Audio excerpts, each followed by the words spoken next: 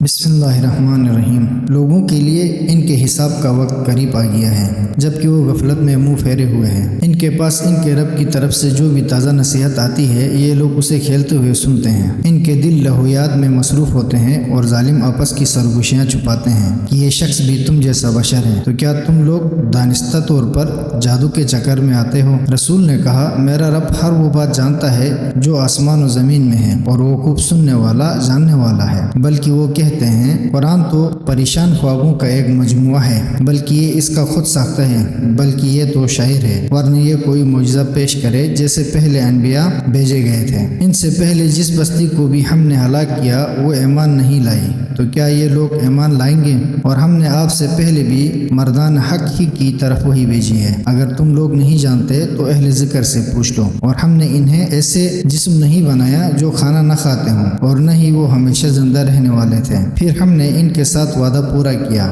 پس ہم نے انہیں اور جنہیں ہم نے چاہا بچا لیا، اور تجاوز کرنے والوں کو ہلاک کر دیا۔ بے تحقیق ہم نے تمہاری طرف ایک ایسی کتاب نازل کی ہے جس میں تمہاری نصیحت ہے، تو کیا تم عقل سے کام نہیں لیتے؟ اور ہم نے کتنی ظالم بستیوں کو درہم برہم کر کے رکھ دیا، اور ان کے بعد دوسری قوم کو پیدا کیا۔ پس جب انہوں نے ہمارے عذاب کو محسوس کیا، تب وہ وہاں سے بھاگنے لگے۔ بھاگو نہیں، اپنی عیش پرستی میں اور اپنے گھروں کی طرف لوٹ جاؤ، چاہے تم سے پوچھا جائے۔ کہنے لگے، آئے ہماری تباہی، بے شک ہم لوگ ظالم تھے۔ اور وہ فریاد کر رہے ہیں یہاں تک کہ ہم نے انہیں جڑوں سے کاٹ کر خاموش کر دیا، اور ہم نے اس آسمان اور زمین اور جو کچھ ان دونوں کے درمیان ہے وہ بےہودہ خلق نہیں کیا۔ اگر ہم کھیل کا ارادہ کرتے تو ہم اسے اپنے پاس سے بنا لیتے۔ اگر ہم ایسا کرنے والے ہوتے تو تمہیں خلق کرنے کی کیا ضرورت تھی؟ بلکہ ہم باطل پر حق کی چوٹ لگاتے ہیں جو اس کا سر کچل دیتا ہے، اور باطل مٹ جاتا ہے، اور تم پر تباہی ہو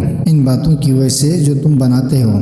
اور آسمانوں اور زمین میں موجود مخلوقات اسی کی ہیں، اور جو اس کے پاس ہیں وہ اللہ کی عبادت سے نہ تو تکبر کرتے ہیں نہ ہی اکتاتے ہیں۔ وہ شب و روز تسبیح کرتے ہیں، تساہل نہیں برتتے۔ کیا انہوں نے زمین سے ایسے معبود بنا رکھے ہیں جو انہیں زندہ کرتے ہوں؟ اگر آسمان و زمین میں اللہ کے سوا معبود ہوتے تو دونوں کے نظام درہم برہم ہو جاتے۔ پس پاک ہے اللہ رب عرش ان باتوں سے جو یہ بناتے ہیں۔ وہ جو کام کرتا ہے اس کی پرش نہیں ہوگی، اور جو کام یہ لوگ کرتے ہیں اس کی ان سے پرش ہوگی۔ کیا انہوں نے اللہ کے سوا معبود بنا لیے ہیں؟ کہہ دیجئے، تم اپنی دلیل پیش کرو۔